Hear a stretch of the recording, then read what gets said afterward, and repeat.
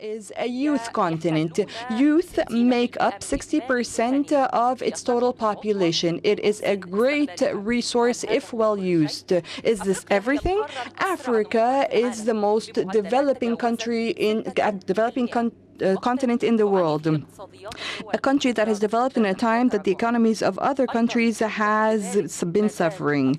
Nevertheless, poverty and unemployment still covers the African continent. But how can we reach the Africa we want? How can the resources of the African continent reflect on its great opportunities and improving the standard of life for Africans? How can we enhance the trajectory of Africa towards sustainable development and place it in the stance that it deserves?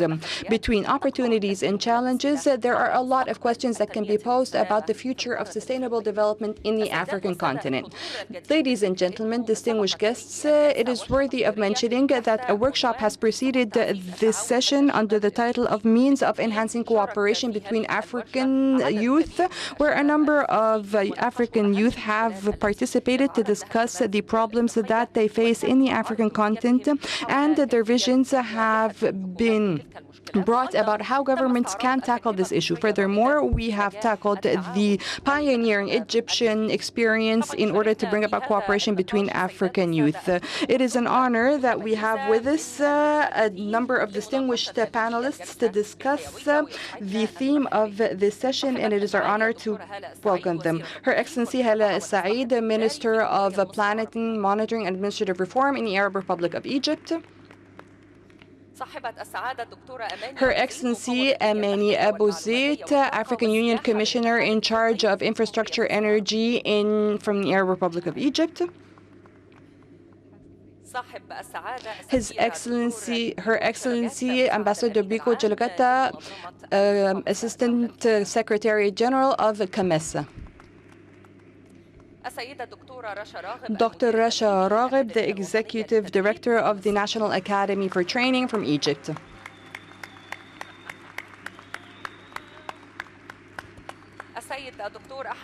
Mr. Ahmed Othman, President of the International Council for Small Businesses from Egypt. Ms. Louisa Karst, Associate Sustainable Development Officer in United Nations Department of Economy and Social Affairs from the U.S. Dr. Yutonde Obibison, Assistant Professor from the State College, Fundamental State College from the U.S. Mr. Alwaka Jaswal, Director of UNTEL in Cairo from Canada. And last but not least, Mr. Luigi Felix, one of the graduates of the PLP program in Egypt from Cameroon. I would like to welcome you all, and of course I wish this session of fruitful discussions and smooth discussions, but prior to starting, please allow me to show this video that gives us more information and objectives about the session, what we're trying to attain in this session. We acquire images of Africa from the media. Often, these images are negative. This begs the question, what do we know about Africa? Nearly 1 in 4 Ebola infections are going undetected. A cholera epidemic that has sickened tens of thousands and killed hundreds, including children. Flooding inland, devastation on the coast. Africa, the new battleground for ISIL and Al-Qaeda. The ongoing civil war there has left its children among the poorest and hungriest. A new report is highlighting refugees from Africa.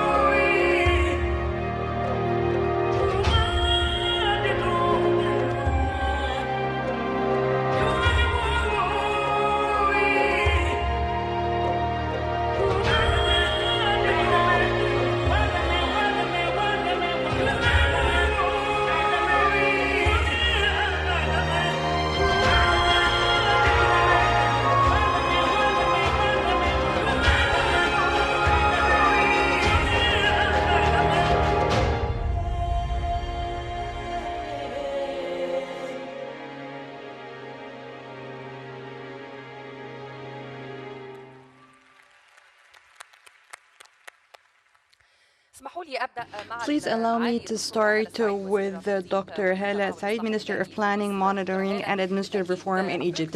Dr. Hala, for sure, Africa, as we've seen in this video, and as we all know and we are certain of, is the land of opportunity, the land of abundance, the land of uniqueness in everything. There is a number of resources that are unutilized in Africa.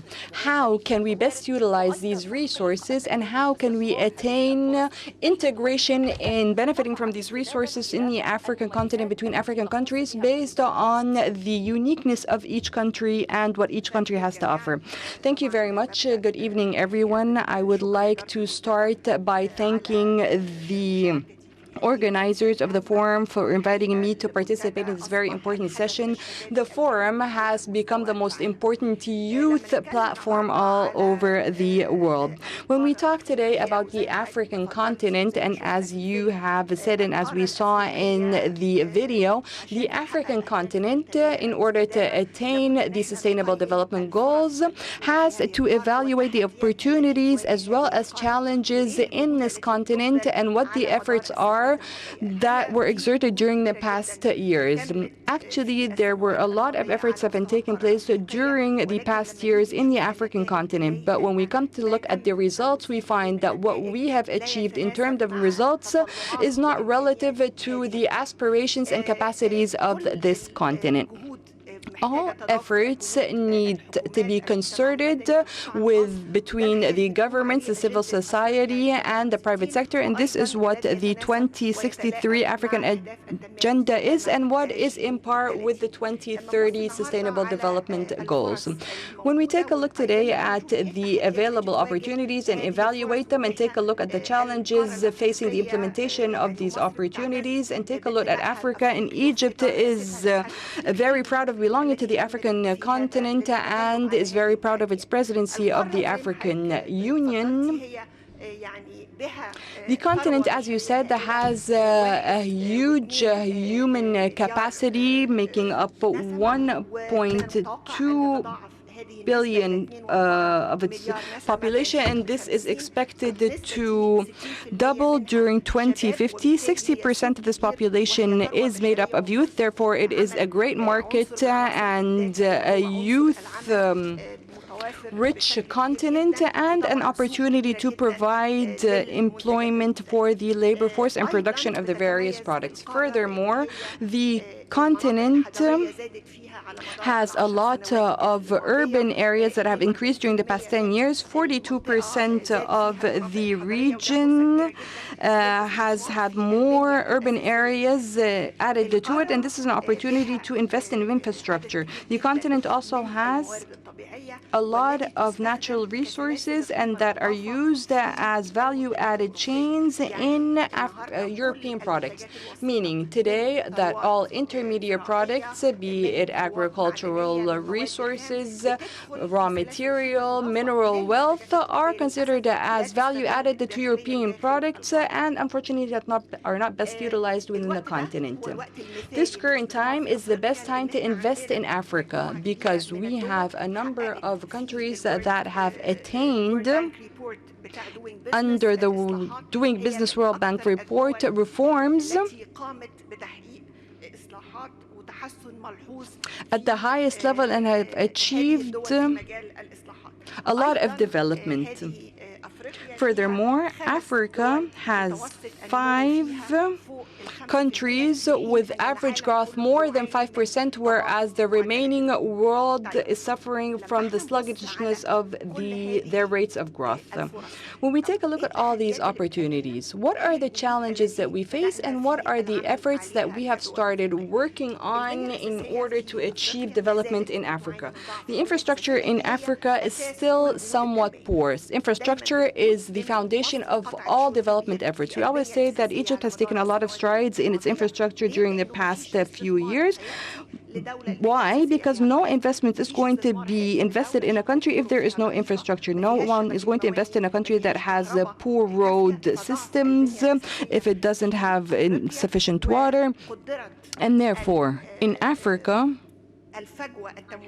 The financial gap has been estimated between 140 to 150 billion US dollars to develop the infrastructure. We also have human resources, but this human resources, as we always reaffirm, if it is not equipped with education, capacities, and skills, it will be idle and will be considered a burden to its countries. So we need more investment in education, in health, and in the various skills. And perhaps this morning there was a session held about artificial intelligence. Technology is now part and parcel of our lives and has become very developed. And therefore, the youth of this continent have to have the necessary skills in order to deal with artificial intelligence, and this is a scope for spending. Unfortunately, most of the working forces, 80% of the working force, works in the unofficial economy, and this is due to the lack of supervision from the state on that segment. They are not now provided with dignified working opportunities, which is something that we target to attain and provide for all citizens, dignified work. Another aspect is that the continent, and this is the foundation for any development, suffers from the lack of available official data that we can depend on.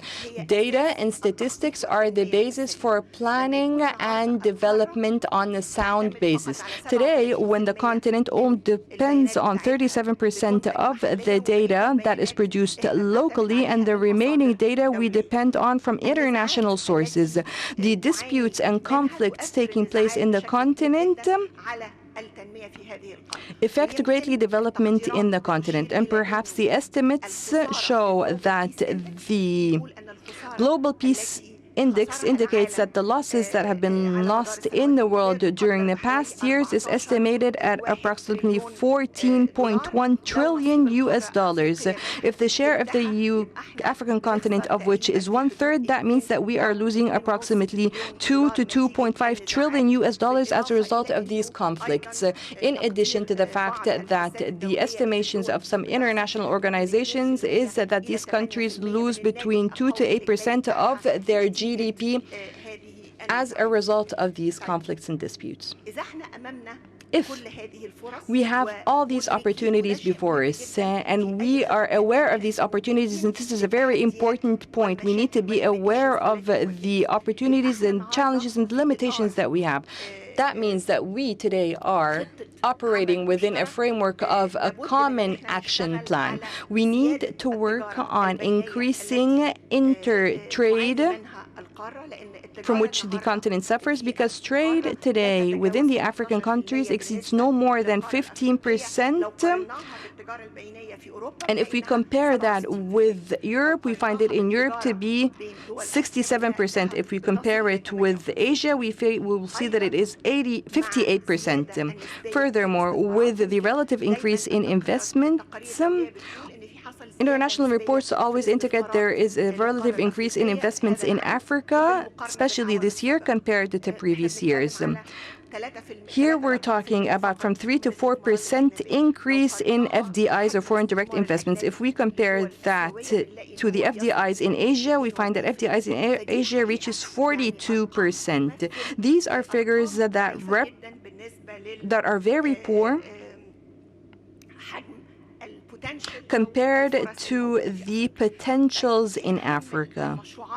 What are the most important projects on the Sustainable Development Agenda? We can talk about the Free Trade Agreement, saying that it is one of the most important aspects of national and regional integration, and that has entered into force during last May. This agreement is going to increase to the value-added chains. It is going to take our primary products to other countries.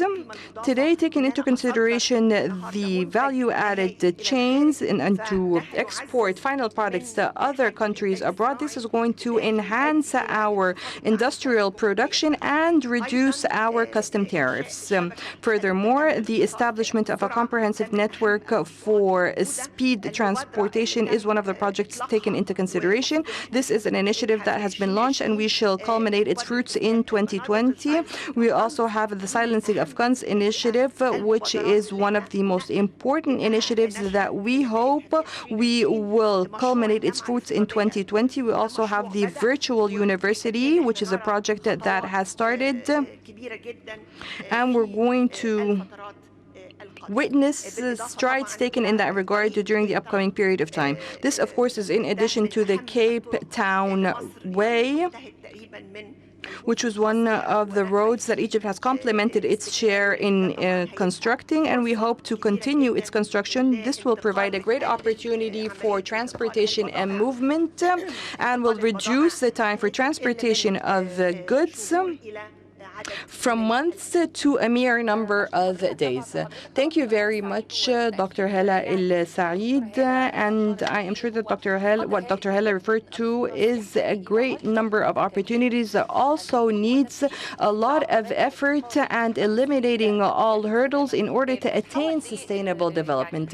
Let me now direct my talk with Dr. Imani Abu Zaid, which is the Commissioner of Infrastructure in the African Union from Jan 2019. But before that, she had vast experience in this field. And you, ma'am, of course, have a lot of information in that regard. Please share that information with us. We have followed the Aswan Forum for Sustainable Development in Africa, and you had an intervention about infrastructure and how infrastructure is the main pillar to sustainable development.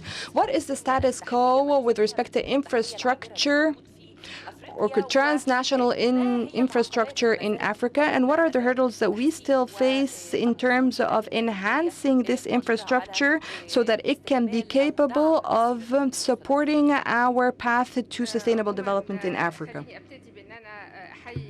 At the outset, allow me to salute the attendees, and I would like to thank the organizers of this distinguished conference. It's distinguished not only by the content, but also by the attendees who represent the present and the future of the world. And here we are here, of course, to listen to you, not only to speak about what we do.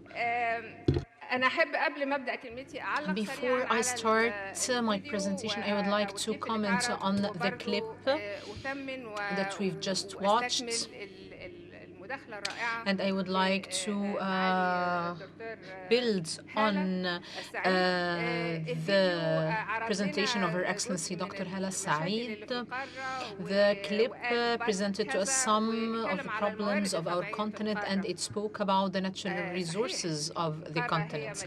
Indeed, our continent is wealthy and is full of natural resources, but the video did not tell us that the biggest solar station in the world is going to be Bin Banz in Aswan in Africa.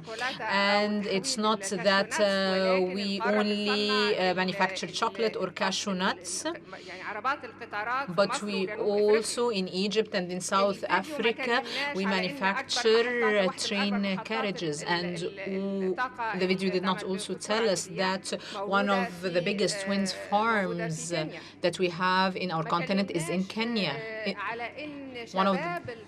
It did not tell us that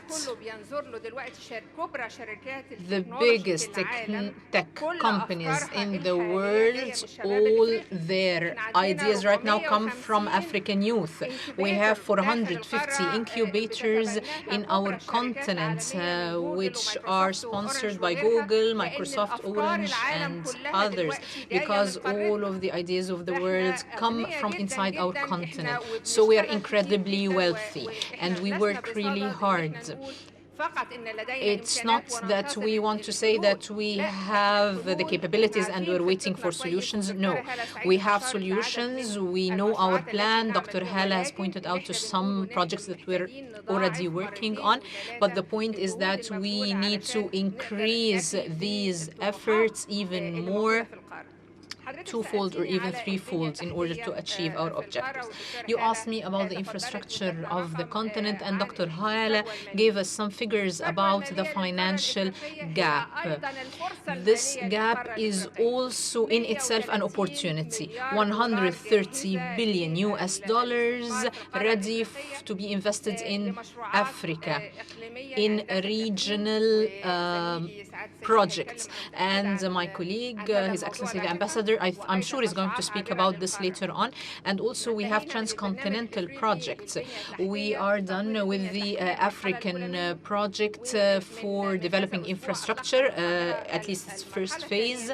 And we launched its second phase from Cairo in terms of energy, sanitation, ICT, roads, transport at large, not only roads. And we've built on phase one in order to know about the obstacles that we faced.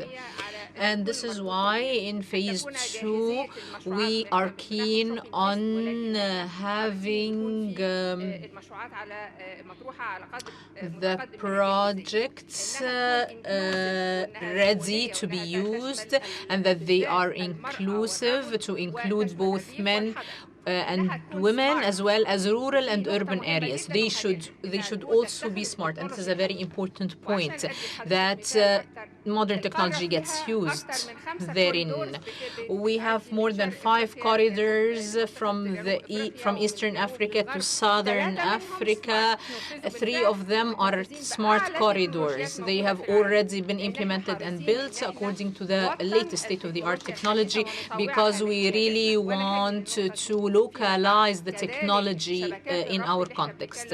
And also, His Excellency the President, during the Aswan conference, pointed out to the interlinkage networks for energy in the continent, and that they are smart as well, because that's the future of our continent. When it comes to energy, this is a very important point, because energy for development is just like blood for the human body. You cannot imagine having any sort of development in any country where energy is insufficient. More than half of our continent, half of the population, more than 600 million Africans, do not have access to electricity. This is not acceptable, not at the level of development, but on a humanitarian level, on a humane level. Can you imagine that we are in the year 2019 and we're speaking about 600 people who have access to electricity? We have 900 million Africans who do not have access to clean energy to cook inside their homes, and this is very important. Why? Because the number of early mortalities because of the use of unhealthy energy in cooking are very high. And also there is deforestation, so we're losing lives as well as environment. So in the AU, what do? We have a mechanism to alleviate risks, especially when it comes to investments in infrastructure. And once more, I would like to say that if we speak about risks, it's just the perception of risks. So it's not the actual risk. And in figures, the African continent has less risks compared to the rest of the world, except maybe for Western Europe. But other than that, when it comes to the risks of infrastructure, our continent is far less than the rest of the world. Second, we have the comprehensive program for the infrastructure from an African perspective. Along with the relevant stakeholders, we encourage projects and funding opportunities, and we've touched upon this in the Investment in Africa conference, because energy doesn't have to do only with generating electricity. It also has to do with transmitting energy. Third, we have the creation of an African market for energy. This is of paramount importance. We need to complement each other in this regard, because this is done through the work of the AU and through coordination with African economic conglomerates and blocs, and through the coordinating policies of the sector. We are also keen on energy efficiency, not only generation and transmission, but also efficiency. And we have the African Committee for Energy Efficiency, and we are members of the International Committee for Energy Efficiency. We have achieved huge leaps. Energy efficiency is a very important factor, because we need to rationalize the use of the energy we have in order to provide access to those who use it, as well as reduce the emissions of CO2.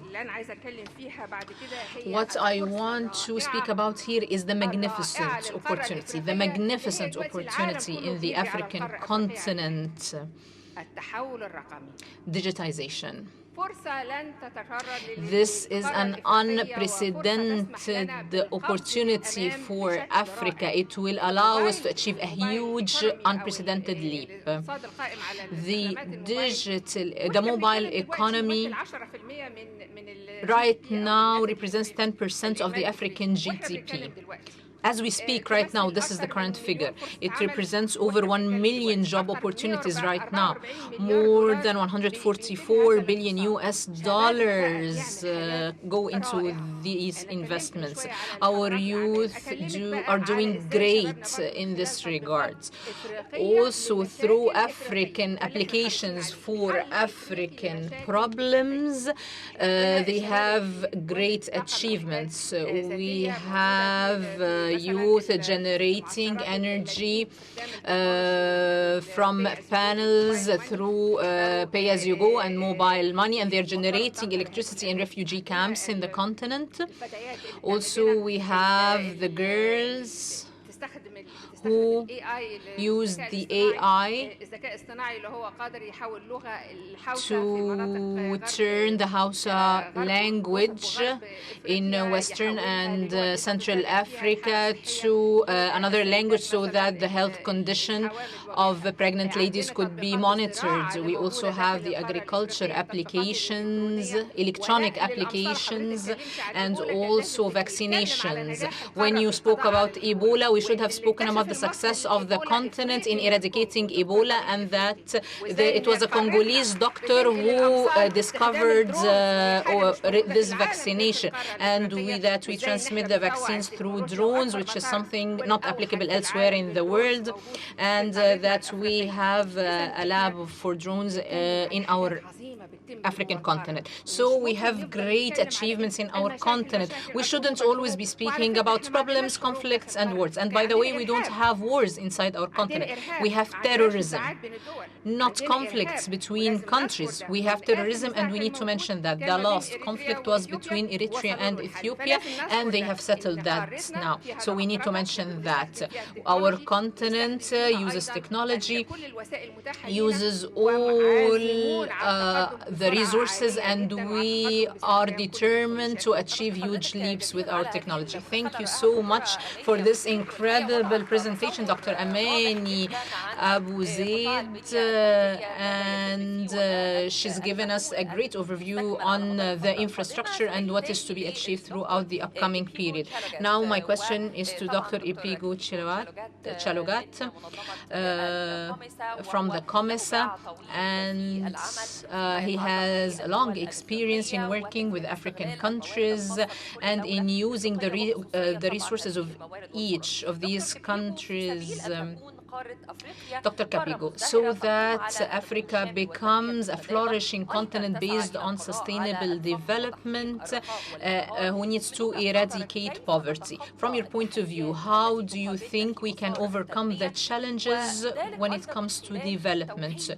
Also through mainstreaming policies between economic conglomerates and blocs in order to reach this objective, achieving sustainable development in Africa. Thank you very much. First of all, I would like to take this opportunity to congratulate His Excellency, the President El-Sisi, for hosting this fabulous, magnificent conference and inviting all the youths from all over the world to participate. I think this is really wonderful, and congratulations. And also for the warm hospitality of the Egyptian people.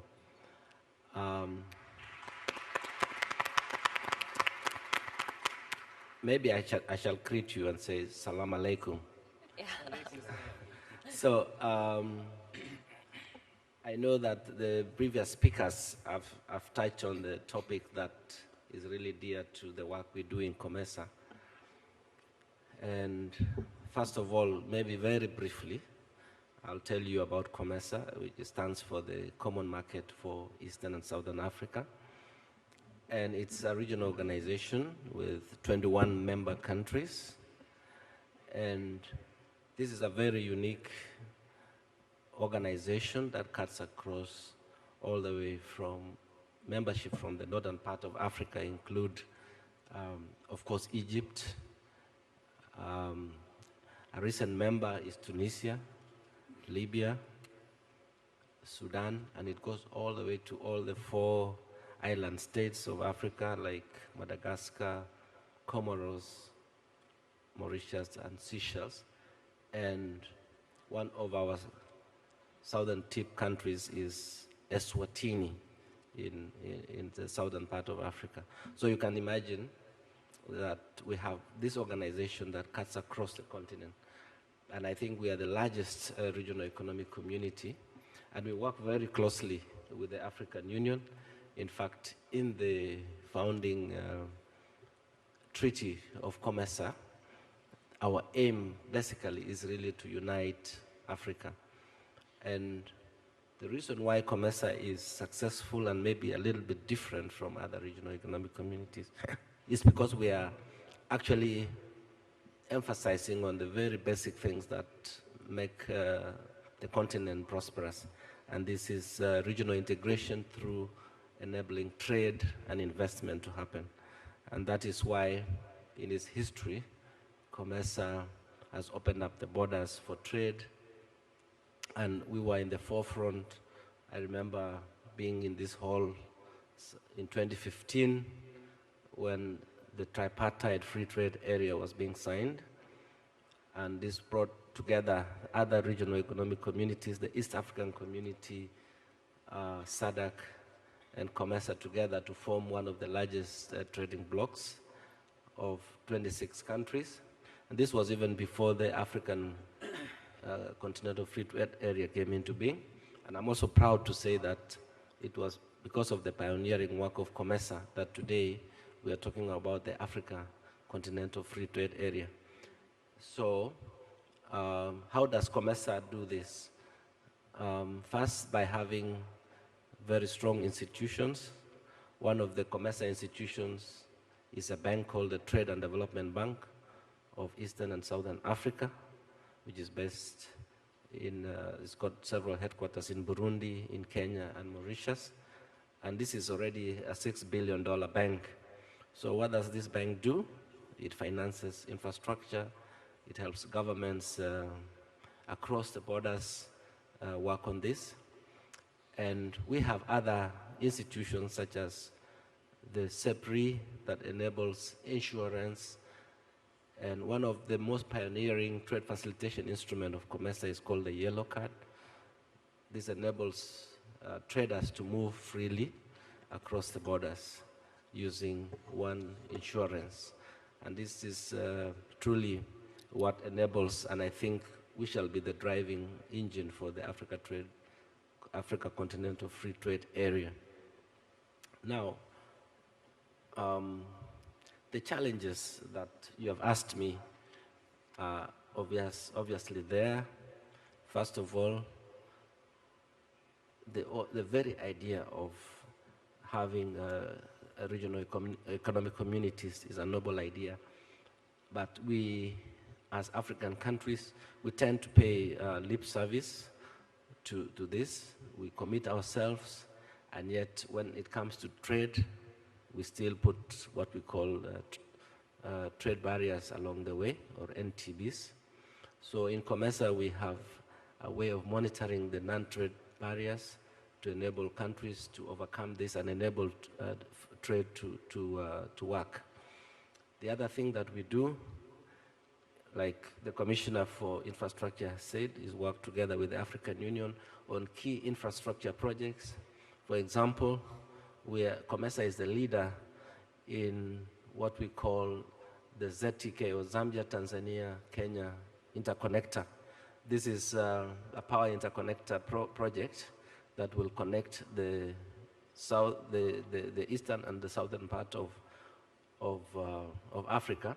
And I think the Commission has mentioned some of the renewable energy projects found in the eastern part in Ethiopia, in Kenya, connecting to those of the southern part is amazing.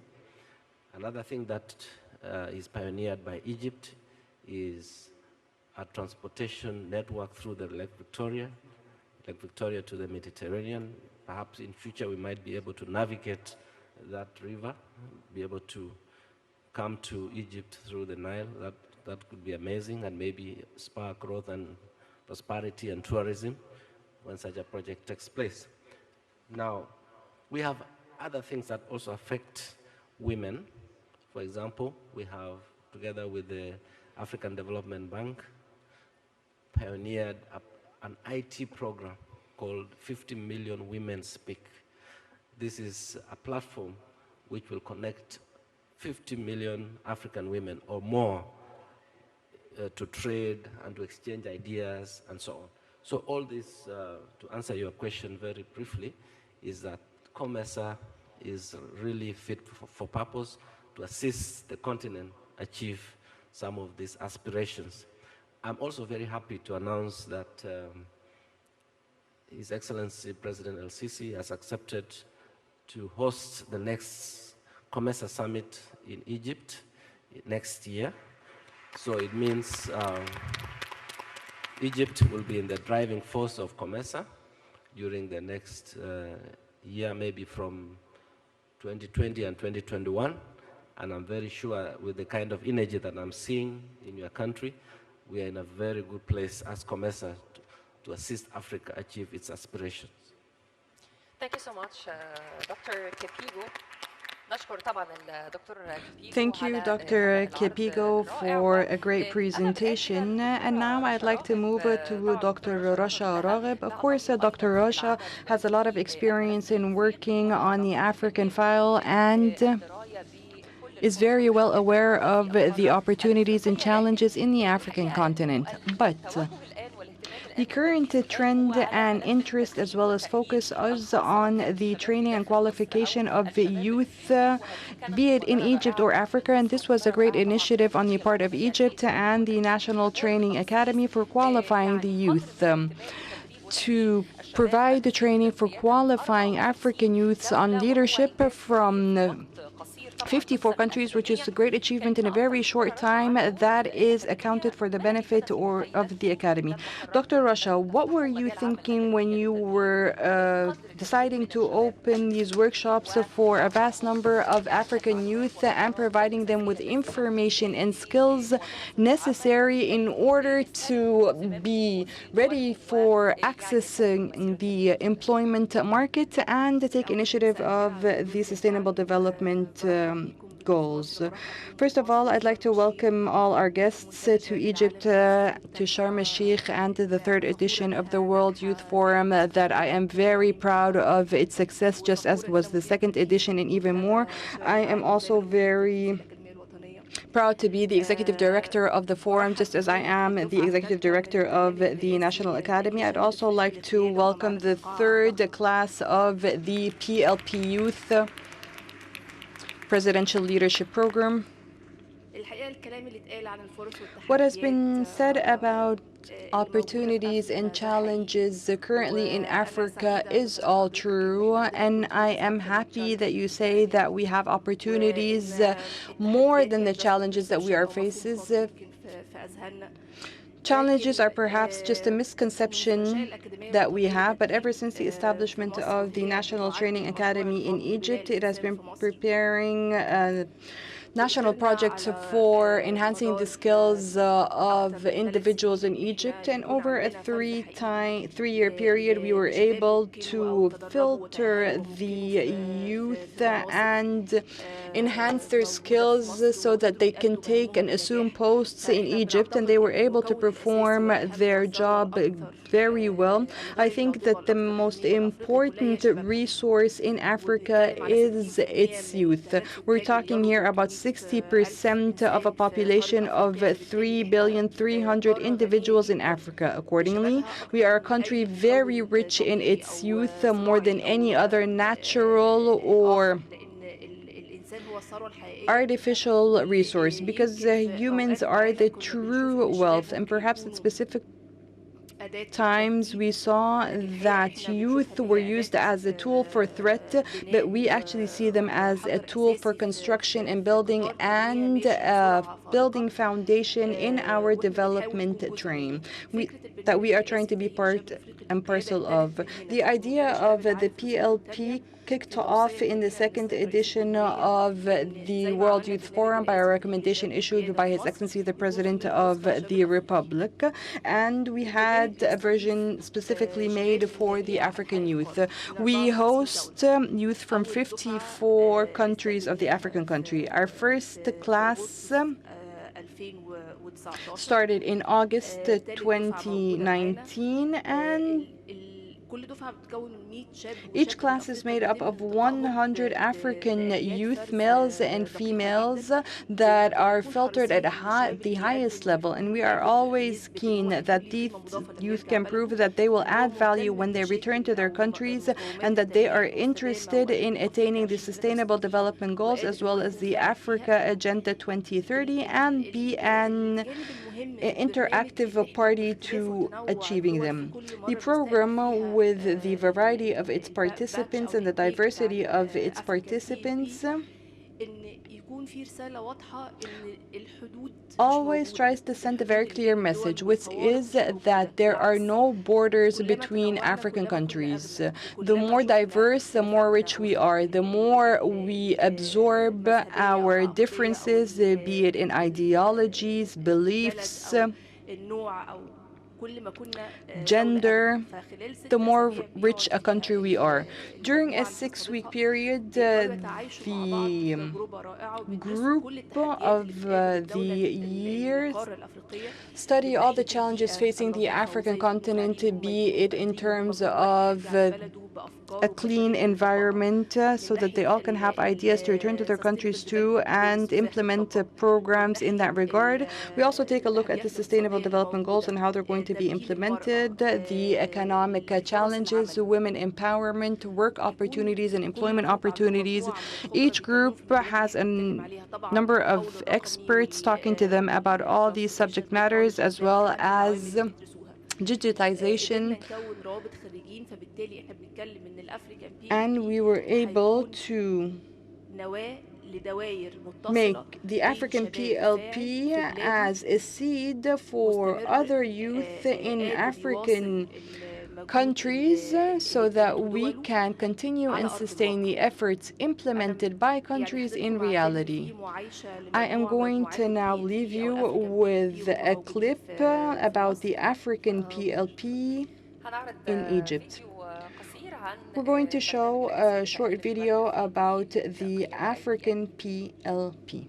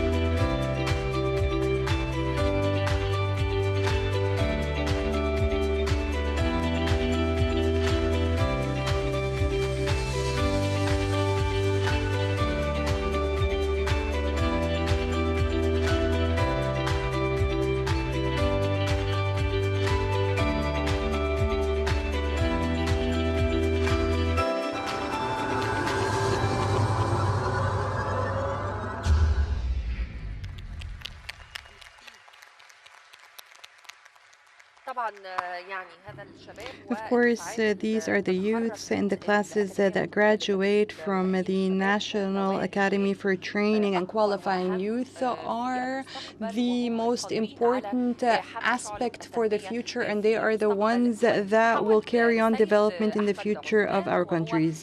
We now move on to Mr. Ahmed Othman, who has a vast experience in working in the small and medium industry sector, and no one can doubt that small and medium enterprises are one of the drivers of development in various countries, especially in communities where there are a lot of handicrafts or where citizens are not able to find employment opportunities in a sufficient manner. In this case, incubators on the small and medium enterprises are a very important source of energy, source of income for these citizens. I'd like to know from you, sir, more about the subject matter, in addition to how can we qualify the working segment to provide more opportunities for small and medium enterprises. First, I would like to say that I'm very happy to be in the World Youth Forum for the second year in a row, and I would like to salute the organizers of the forum for their great efforts. Actually, entrepreneurship nowadays has become a very important career option for lots of youth.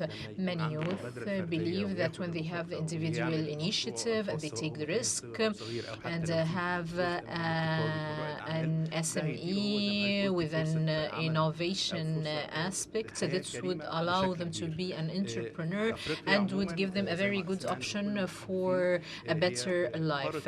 Africa is the continent of opportunities, as testified to by all the experts. If we look around us, we'll find that the developed world has all the decent living opportunities.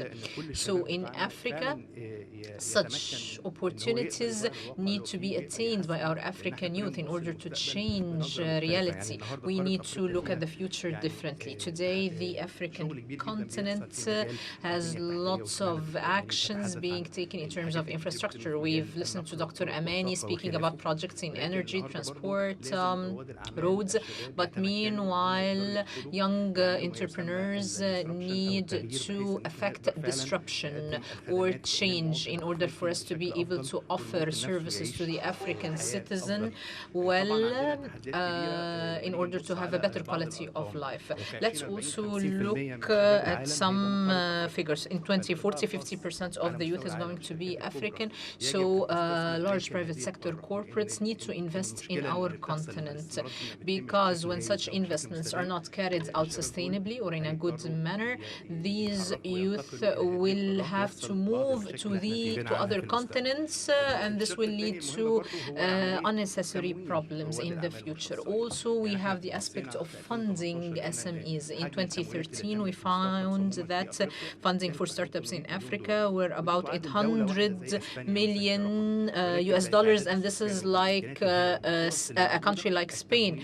But this is disproportionate, of course, when we look at the population and the capabilities involved. And this is a very important topic, that of funding. Dr. Hala also mentioned very important figures, but one of the most important of these figures involves entrepreneurship as being the only option for youth these days. But that's incorrect. We won't all be entrepreneurs. We still need doctors, pharmacists, engineers, and so on. So we can't just market entrepreneurship as the only option, as the only career option, because according to international statistics, 80% of entrepreneurs fail on their first attempt. So we need to educate youth on that in order to avoid any frustrations. Also, another figure or another point that I would like to speak about is the role of the incubators and the hubs in Africa. Dr. Amani mentioned a figure figure. And there is a report by Africa Labs that mentioned that there are 650 hubs in Africa through co-working spaces, incubators, accelerators, built through different governments and universities. And we see this in Egypt through the private sector. But we have to say that 110 of these hubs have shut down throughout the past year because they were funded through unsustainable grants. Or they went bankrupt because their business path was not quite correct. Also, something else that I would like to mention is that the entrepreneur could change the mindset of the government or the methods of working in new cities and so on. In Egypt, we have Entrepreneurs 2020 project that works in this area. Another point is that in our continent, we always speak about women empowerment as entrepreneurs. I took part in a session where there were 6 women panelists, and I was the only man. And today, I think there are more women also in this panel. So I think that women empowerment has already been achieved. I think maybe next year we should be speaking about empowerment of men. Or else we're going to have a problem. Finally, 2063 agenda for the African Union had many aspirations needed by the continent. Maybe aspiration number 6, I need to speak about it because it has to do with entrepreneurs. That African citizens need to take the lead of developing the continent. And I also call on everybody to see how we can gather ideas from youth from Africa and the rest of the world and then introduce visa programs for entrepreneurs and business owners, because we have so many opportunities where many entrepreneurs from all over the world can work on. I think also that the World Youth Forum provides many opportunities like that because it opens the door to many youth, and their selection is based on criteria that have to do with the different and rich backgrounds, so that the forum won't only have to do with communication but also exchange of expertise and available opportunities. Thank you so much, Dr. Ahmad Othman. Now I would like to move to Mrs. Louisa Kirst, who has a long experience in the field of human rights and development in the UN. She's worked with a number of NGOs and with the Swedish government, and so I think she can offer us a good overview on our subject.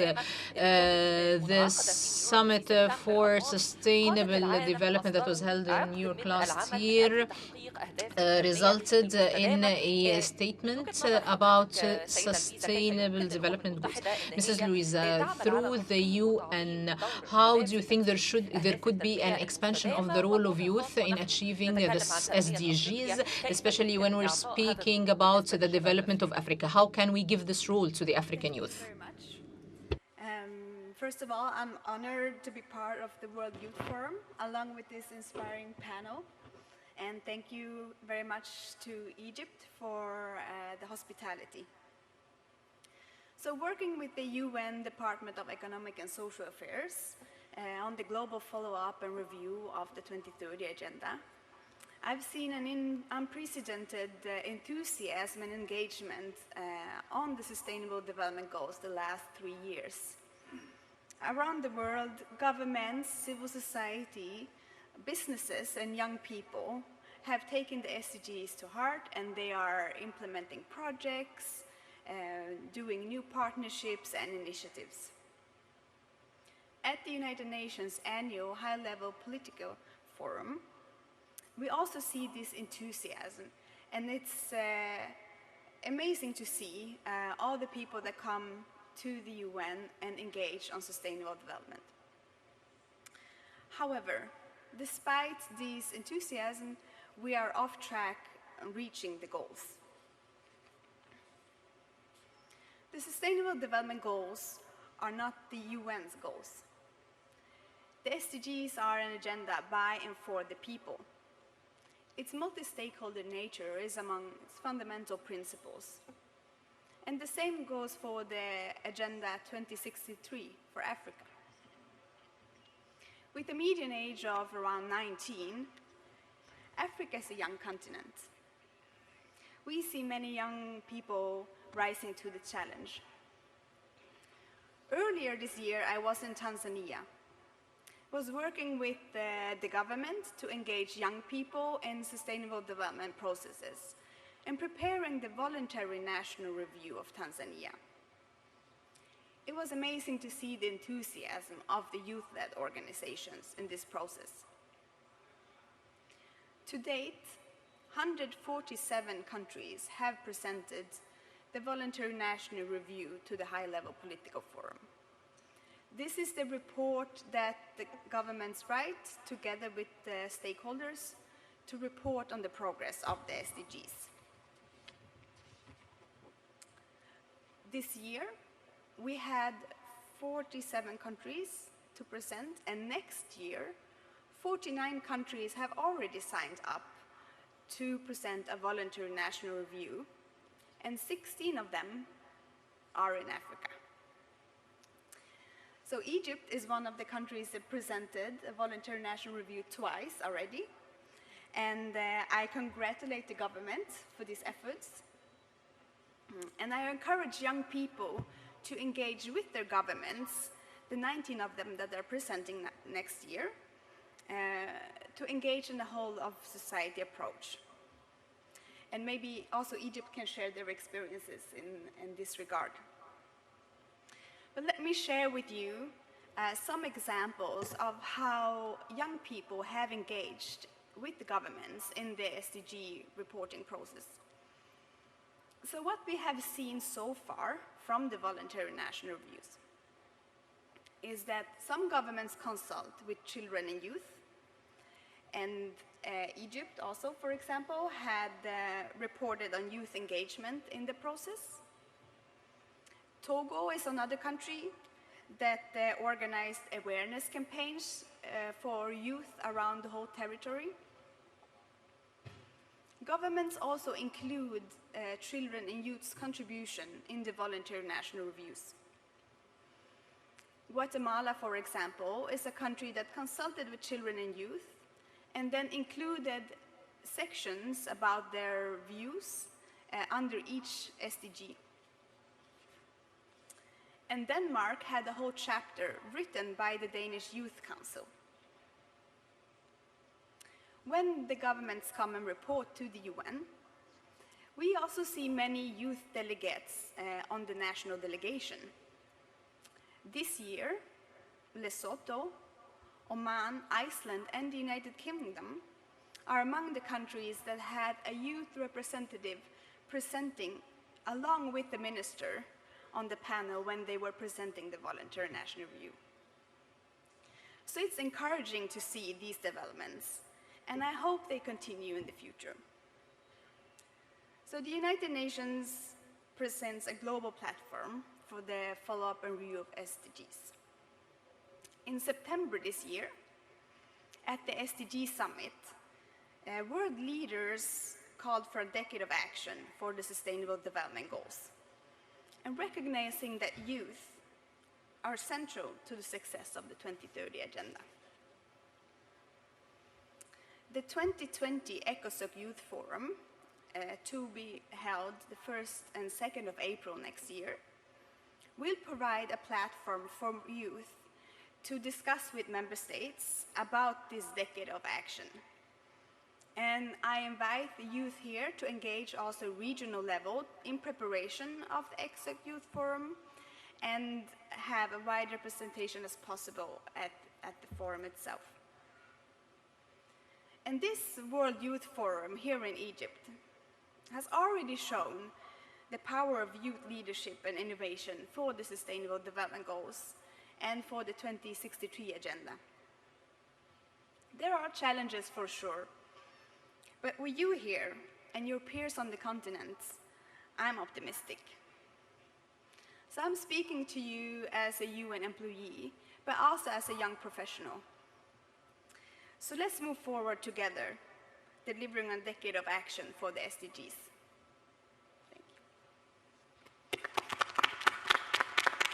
Thank you so much.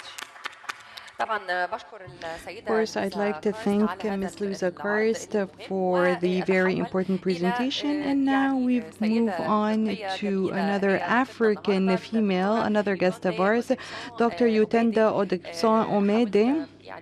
I tried as much as possible to pronounce the name correctly. She helped me now to pronounce it. Dr. Yutanda is a woman working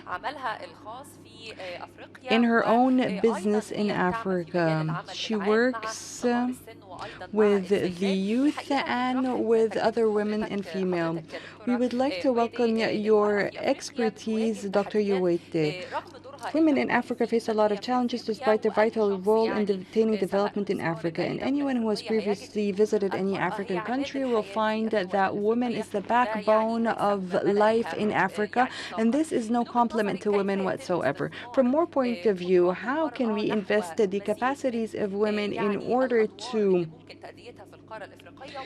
bring about more roles played by women in the African continent? And also with respect to youth, how can we give them more room to implement projects and attain the Sustainable Development Goals? Thank you so much for having me here. I would also like to thank His Excellency President El-Sisi for hosting the World Youth Forum here. This is a testament to the beauty and the power of Egypt.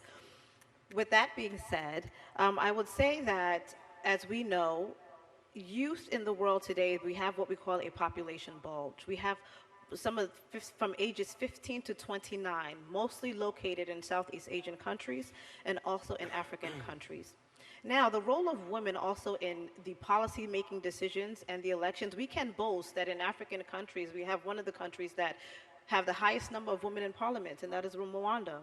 We can boast that we'd have female presidents. So Africa is rising, and we're seeing the role of women take the helm of, one, speaking truth to power.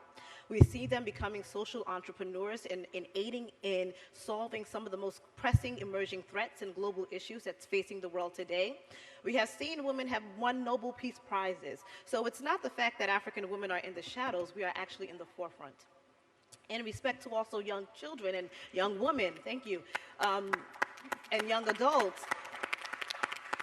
you know, hosting the World Youth Forum here in Egypt, what it does is that it dispels a lot of the narratives that often come out of many other places about what Africa is. And what it does is that it shows a testament that many of the young people who are sitting here in the audience today are people who are actually not only waiting for their elected leaders, not waiting for the government, but actually taking the power in their own hands to solve many of the issues in their communities. Many of the young people in this audience right here are social entrepreneurs. Many of them are lawyers. Many of them are doctors. Many of them are civil engineers who actually add to the progression and the production of our country and of our countries and of the continent in general.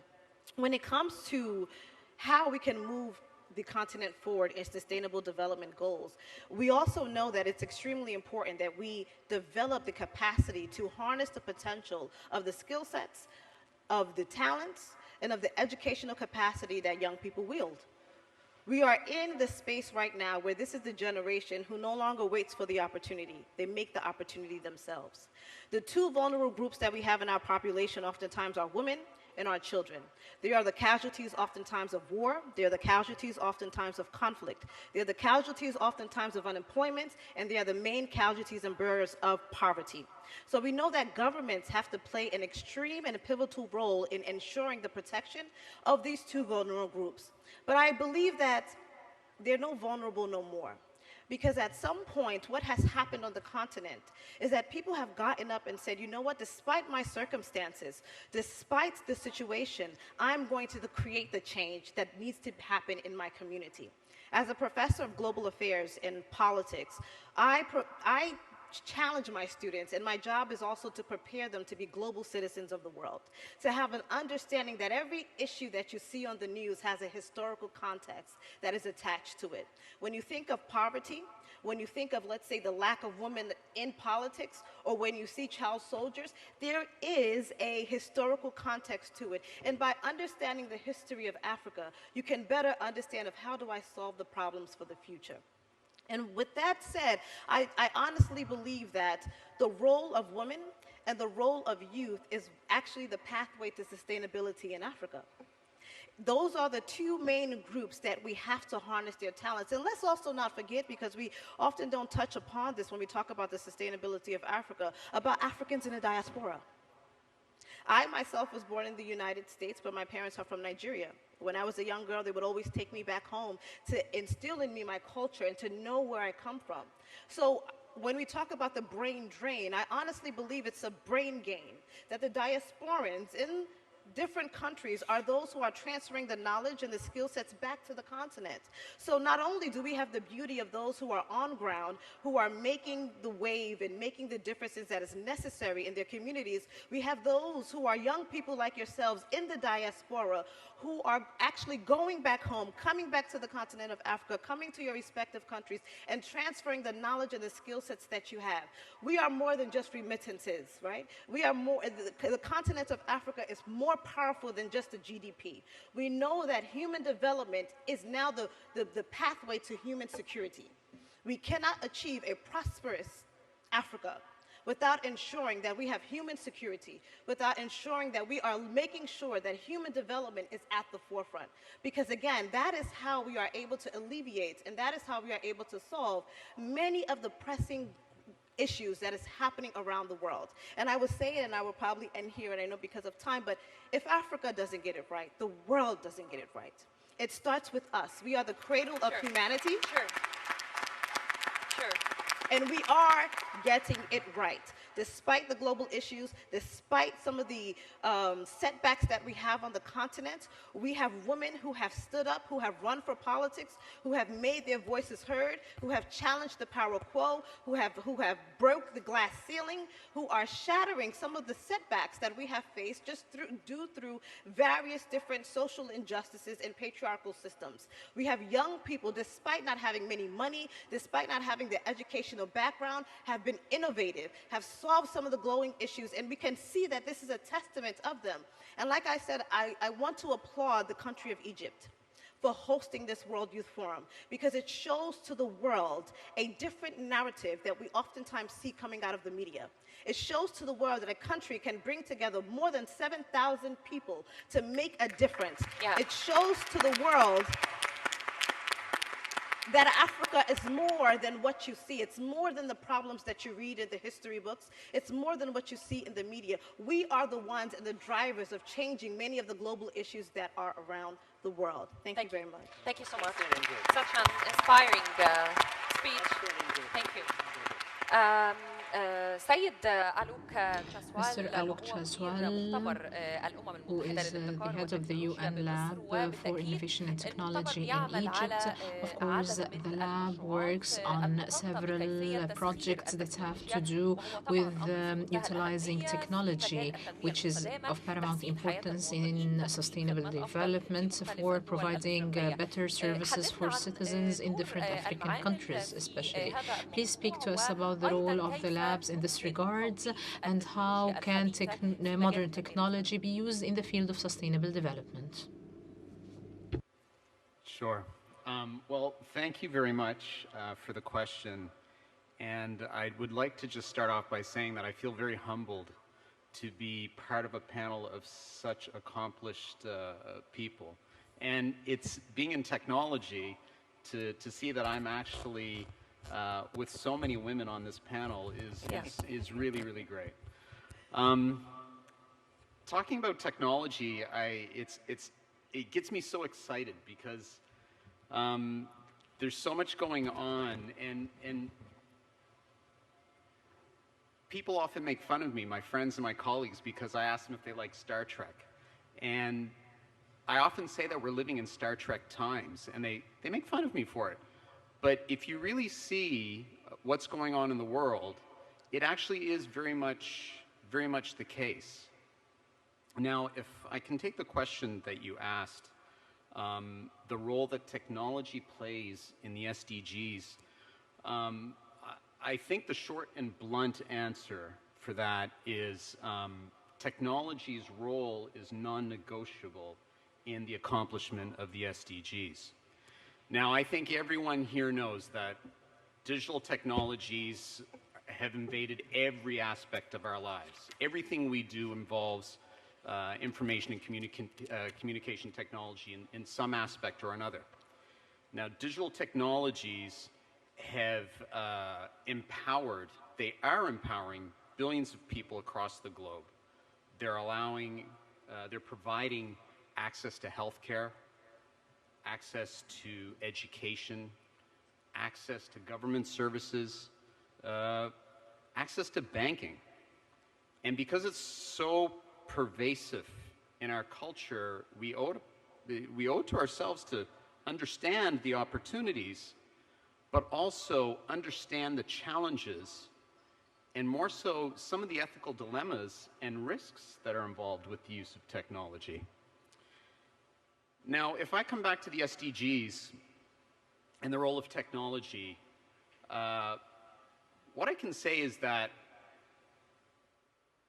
we have a lot of answers, we have a lot of solutions that already exist to address the SDG challenges. But the issue is that these existing solutions require a vast amount of resources. So when we bring technology into the forum, it uses far less resources. It's customizable, and it has a greater impact when it's brought to scale. Now, coming back to my Star Trek theme, you know, there's technology out there now that I'm sure everyone is aware of. You can go buy a wearable, you can buy a wristwatch now, and it's FDA approved in the United States. It can take an EKG, it can give you a cardiovascular diagnosis of your system. This is FDA approved.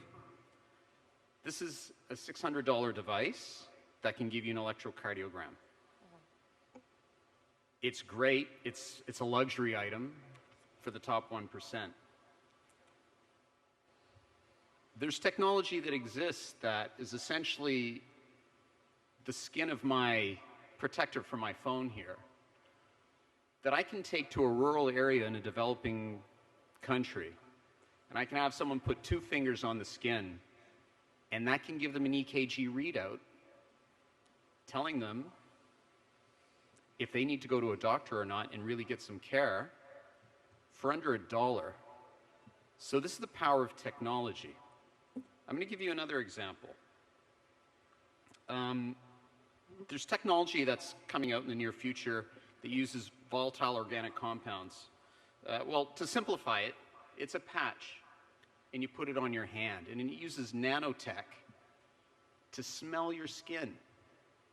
And it'll tell you if you've got a variety of illnesses, including Parkinson's disease. So when I talk about solutions that exist, and using technologies to actually bring down the amount of resources that are needed to address those issues, these are some of those examples. One last one, because of the amount of, when I say resources that are required, and it was really nice to hear you speak about the energy sector. Let's use an example of any township in a rural area in a developing country where they don't have access to electricity. If they don't have access to electricity, they don't have access, when the sun goes down, the community kind of shuts down. Security is not what it should be, as if there was lighting everywhere. To put these communities on the grid, you dig a bunch of trenches, you lay a bunch of cabling down, you put up a bunch of street lights, and then you take that cabling and you take it for however many kilometers you need to get to the grid and light up that town. That is a lot of money. It's a lot of investment. And unfortunately, it keeps those townships in the dark because of what's required. The solar technology that exists today can be implemented where you just put up the light. You put up a pole, put a light on it, And depending on the kind of solar panels you're using, that can be used. They can have a warranty for 25 to 50 years. The battery that you use, which can be a lithium ion or a lithium polymer battery, can provide a maintenance-free light for the next, depending on the technology you use, 3 to 10 years. And by lighting up that community, you change that community in so many aspects.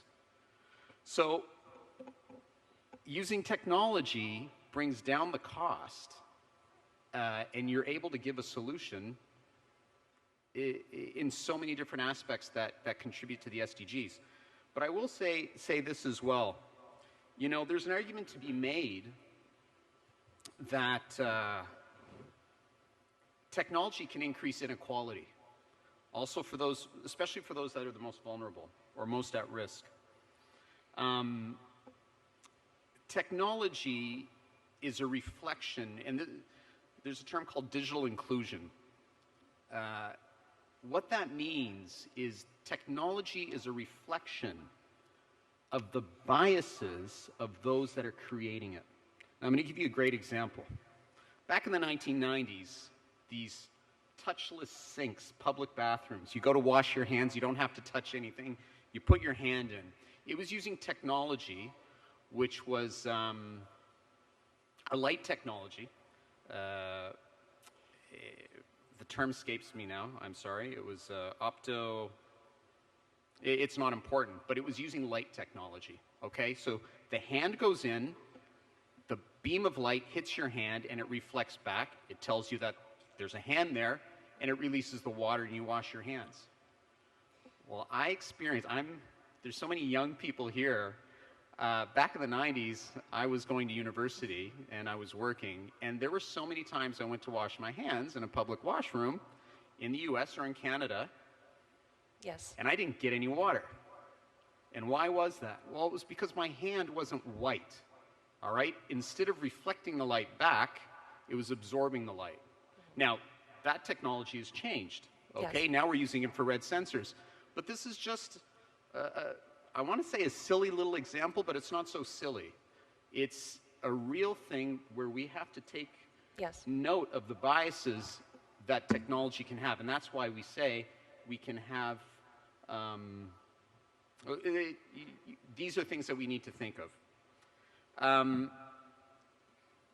There's an expression in English that we say when you have a hammer and we slice it and dice it, and then we use technology to hit every one of those parts. We fine-tune it, we come up with a solution, and then we go to the next part, and the next part, and the next part. And I think it's really important to say here that in the Industrial Revolution, which has gone on for a few hundred years, we are in the age of information, and that's been going on for the last 3 decades. So we still have some fine-tuning, whereas the Industrial Revolution was able to fine-tune, we're still working on that fine-tuning. But the age of information has increased exponentially in rate of growth as compared to the Industrial Revolution. We still have some fine-tuning to do there. So just to answer the question about how my organization, UNTIL, the United Nations Technology Innovation Lab, how that came about is that with the SDGs, some smart people got together in a boardroom in New York and they said, you know what, we want to hit these markers by 2030, but we're not going to be able to do it in conventional methods. We need to use bleeding edge technology. We need to use artificial intelligence, Internet of Things, blockchain, fintech to address the challenges for 2030. Sure. So what they said was, we're going to create these labs where we're going to use these bleeding edge technologies to address the SDGs. And I congratulate the government of Egypt for having the foresight to say, hey, we want a United Nations Technology Innovation Lab in our country. We want to be a presence, a leader on the continent Yes. a hub of technology. We got your point. Thank you so much. We're just running out of time. Thank you. Thanks. سيد ألوك جسوال نشكر السيد ألوك Thank you, جسوال Mr. Aluka Jaswal. And last but not least, one of the youth of the Africa PLP. And he preferred to talk last to present his experience. Mr. Luigi Felix also has an experience in working with the youth and youngsters from the heart of Africa. How do you see the role of youth in attaining sustainable development, and how would you reflect your experience in the Africa PLP on the responsibilities that you should take in your hometown in Africa? Thank you very much. Thank you very much for your question.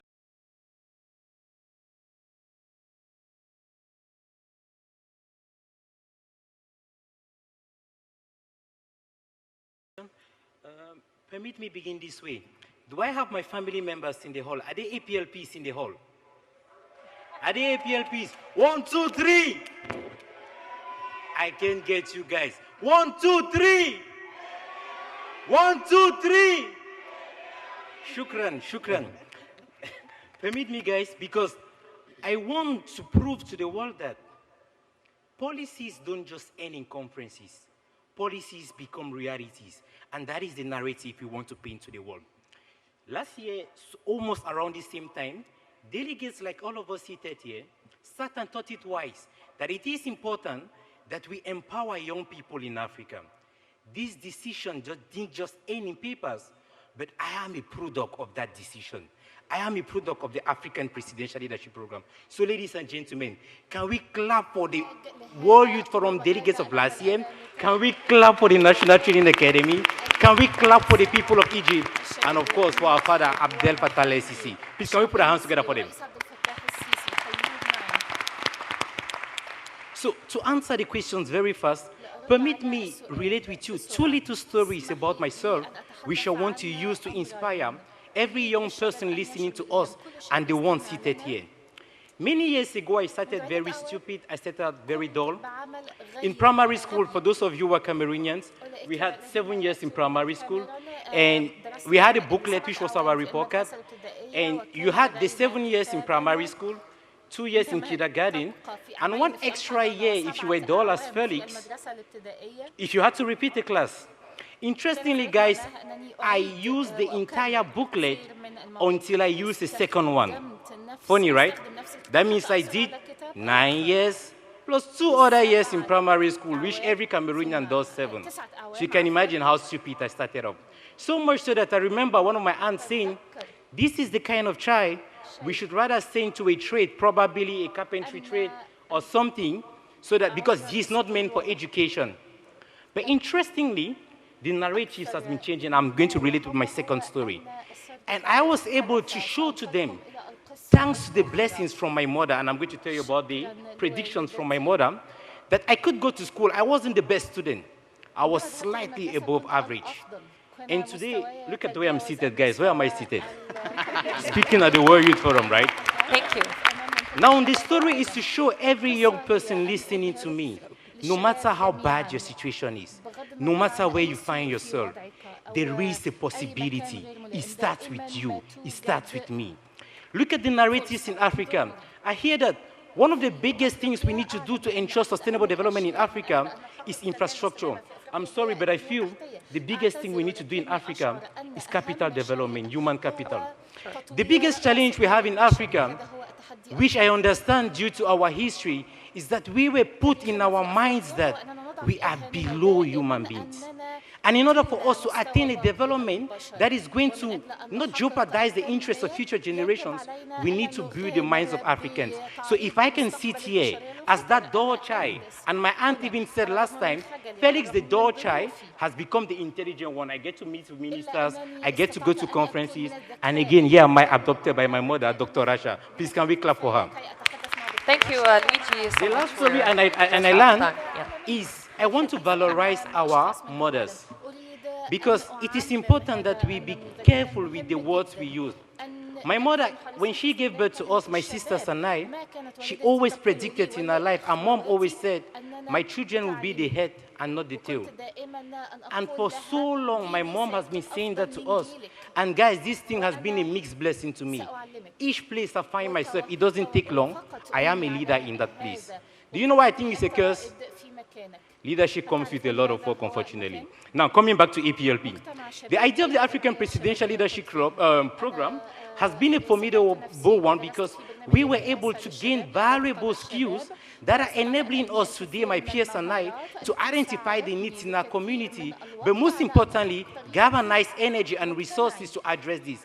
But again, we of the APLP understand that we are going to fail, we are going to be intellectual cowards if we cannot transfer this intellectual know-how to our peers.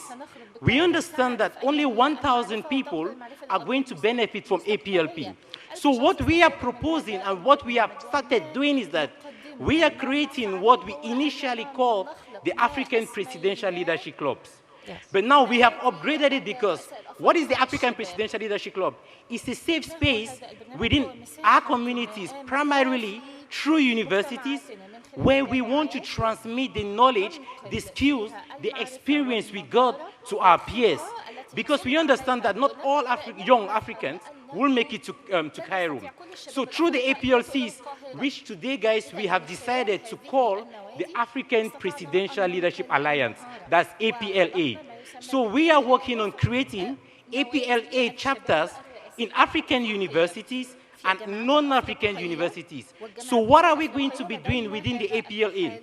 It is our goal not just to end on talks and train our peers that this is what we learned in Egypt, but as young people ask ourselves, what are the biggest needs in my community? For example, we talk about dirty communities.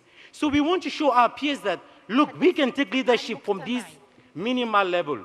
Because I'm sure many of us are graduating from school, and they tend to ask us, we need a degree, a master's plus 2-3 years work experience. And you begin asking yourself, how do I get work experience when I am a student? So through the APLA chapters, we want to provide a safe space to our peers on the continent when they can get real skills, which we are going to be using to identify the needs in our communities. As young people, tell ourselves, without criticizing government, because guys, this is it. We tend to suffer from what I call the ABC syndrome, accusing, blaming, and complaining. How much longer are we going to do that? Look, you see these old generations, they are trying. Look at the narratives. But we can play a role, and the role is not for us to criticize them, but as young people say, we can support them. And by the time we get into action and do things, they are going to support us. So that is what we intend to do with the African Presidential Alliance. And we support you for this. I'm so sorry, but we are running out of time. Actually, the time is over. All right, thank you very much, guys. Mr. Felix, for this inspiring speech. يعني أتوجه بالشكر الجزيل. I would like to convey my deep thanks to all our esteemed panelists and, of course, to our dear guests. I'm Rouge Ibrahim. I've been your host. I wish you the best of luck for the rest of the conference. Now I leave you with the song prepared by the members and the youth of the National Training Academy. Thank you so much.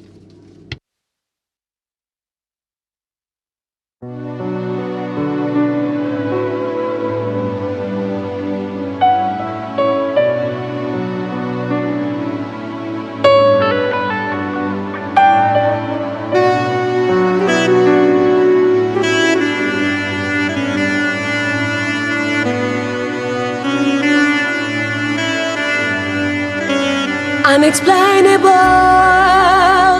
unimaginable, all the African leadership through APLP. Unexplainable, unimaginable, all the African leadership through APLP. Africa we stand, you lead with top of our game. Africa you lead it through APLP.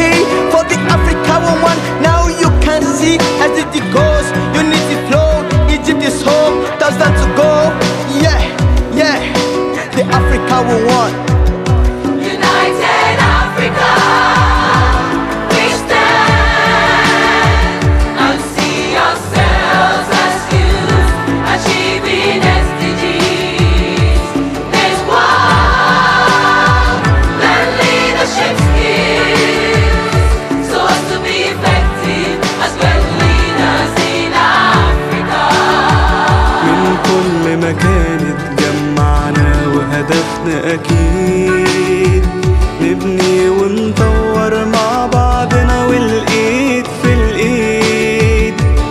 معنا الحب اللي أساسه شريان النيل، ويرجع وحدة قارتنا السمراء جيل ورا جيل.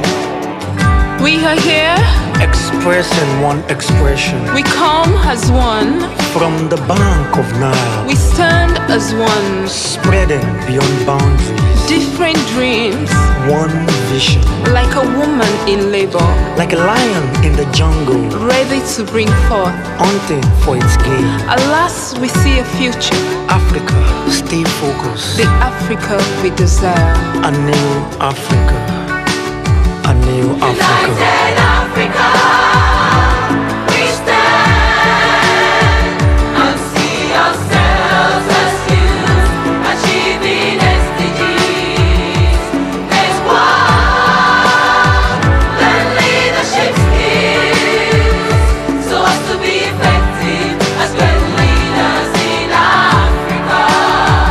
أحلامنا الجاية دي قدامنا والسعي بيهون، طول ما احنا في وحدة وقوة ولما أكيد هنكون النور اللي نور عتمتنا وبيه هنشوف أفريقيا وطننا الأرض الخضرا بتتحدى الخوف. Africa we stand, you lead with some of again. Africa you leading through APLP. For the Africa we want now we can see SDG goals, unity flows. Egypt is home, thousands of